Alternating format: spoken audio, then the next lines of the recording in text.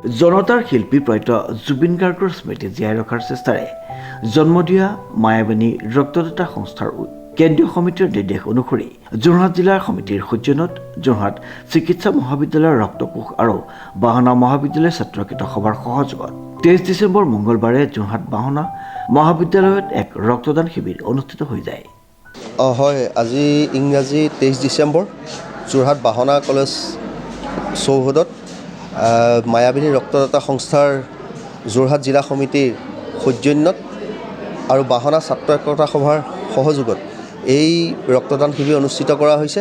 কেন্দ্ৰীয় সমিতিৰ নিৰ্দেশ মতে ইয়াত প্ৰায় আপোনাৰ আজি 50 জনৰ অধিক ৰক্তদাতা আহিছে, তেখেতসকলে ৰক্তদান কৰি আছে।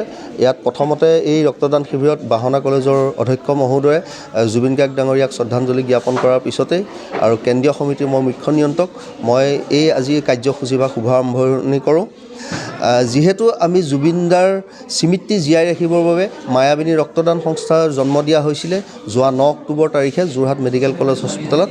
তাৰপিছত আমি ধাৰাবাহিকভাৱে এই আমাৰ ৰক্তদান প্ৰক্ৰিয়া চলি আছে।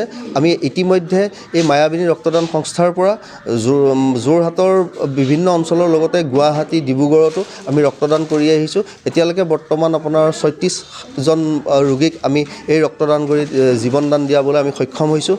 ইয়াৰ লগতে এই মায়াবিনী ৰক্তদান সংস্থাৰ শাখা সমিতি মুম্বাইতো ইতিমধ্যে আমাৰ খোলা হৈছে, য'ত মুম্বাইত নাহিদ আফৰিন আমাৰ এই মায়াবিনী ৰক্তদান সংস্থাৰ লগত তেখেত জড়িত আৰু আমাৰ কেন্দ্ৰীয় সমিতিত জুবিন গাৰ্গ ডাঙৰীয়াৰ পত্নী গৰিমা বৌ আমাৰ মুখ্য উপদেষ্টা আৰু মৰিয়নি সমষ্টিৰ সন্মানীয় বিধায়ক ৰূপজ্যোতি কুৰ্মী ডাঙৰীয়া সভাপতি কেন্দ্ৰীয় সমিতিৰ আৰু মনোজ কুমাৰ বৰগোহাঁই ডাঙৰীয়া সাধাৰণ সম্পাদক, মই মুখ্য নিয়ন্ত্ৰক বিতুপন শইকীয়া আৰু এই যোৰহাট সমিতিৰ প্ৰায় 41জন ব্যক্তিৰে যোৰহাট সমিতিখন গঠন হৈছিলে যোৱা 2 নৱেম্বৰ তাৰিখে।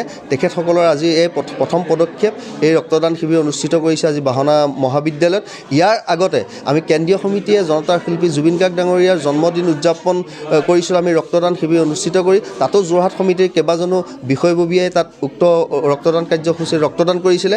যিহেতু বিশেষকৈ যোৰহাট জিলাৰ ৰক্তদান সংস্থাৰ সভাপতি ৰিয়াজ খান ডাঙৰীয়া তেখেত আজি এই অনুষ্ঠানটোৰ তেখেতসকলে আয়োজন কৰিছে। তেখেতেও উক্ত ৰক্তদান শিবিৰত ৰক্তদান কৰিছিলে আৰু আজি তেখেতৰ পত্নীয়ে আজি এই যোৰহাট ৰক্তদান শিবিৰত ৰক্তদান কৰিব।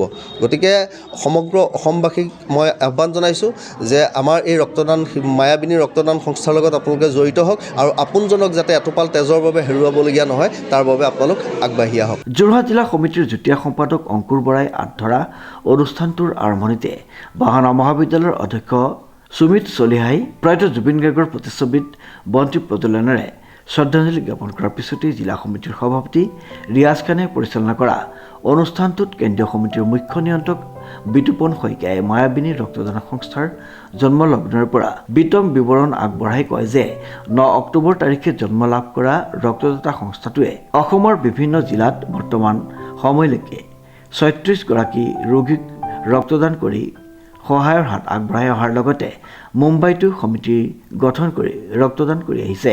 অসমৰ লগতে ভাৰতবৰ্ষৰ প্ৰায় সকলো ৰাজ্যতে মায়াবিনী ৰক্তদাতা সংস্থাৰ গঠন কৰিবলৈ প্ৰস্তুতি চলাই থকা হৈছে। লগতে যিসকলে এই সংস্থাত অন্তৰ্ভুক্তি হৈ মানৱ সেৱা কৰিব বিচাৰে তেখেতসকলক জড়িত হ'বলৈ আহ্বান জনায়।